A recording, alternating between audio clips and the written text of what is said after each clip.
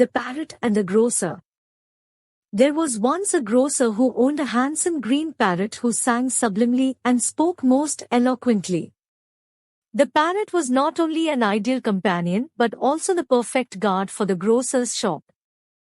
He kept watch all the time of the day and spoke amiably with the customers and entertaining them and thus increasing the sales of Grocer. One day when the grocer left the shop in the care of Parrot and gone home for lunch, meanwhile a cat suddenly ran into the shop chasing a mouse, frightening the parrot.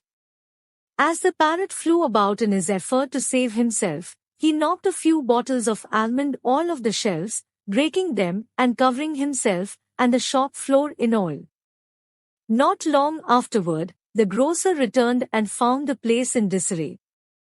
The floor slippery with oil and the parrot perching guiltily in a corner. In the wink of an eye, the grocer lost his temper and hit the bird on the head with all his might. The poor bird, who was already feeling guilty and downtrodden about his clumsiness, could not bear the shame, not to mention the pain from the blow, and he instantly shed all the feathers on his head. Soon after the almond oil incident, the parrot completely stopped speaking and singing.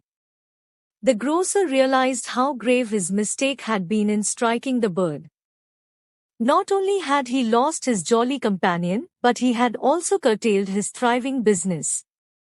Having no one but himself to blame, he now felt dumbfounded that he had single-handedly threatened his very livelihood. "I wish I'd broken my hand," he lamented. "How could I have struck my sweet-voiced bird like that? How could I have behaved so monstrously?"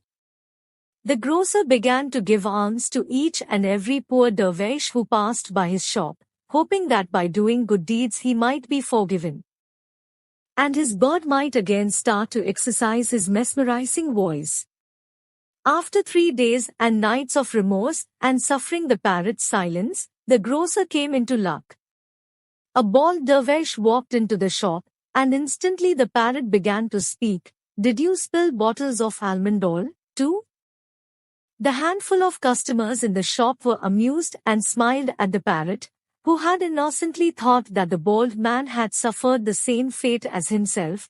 "Darling little parrot," said one of the customers compassionately, "never equate one action with another. One must never compare oneself to others, even though they may appear to be the same on the surface. Truly nothing is as it seems."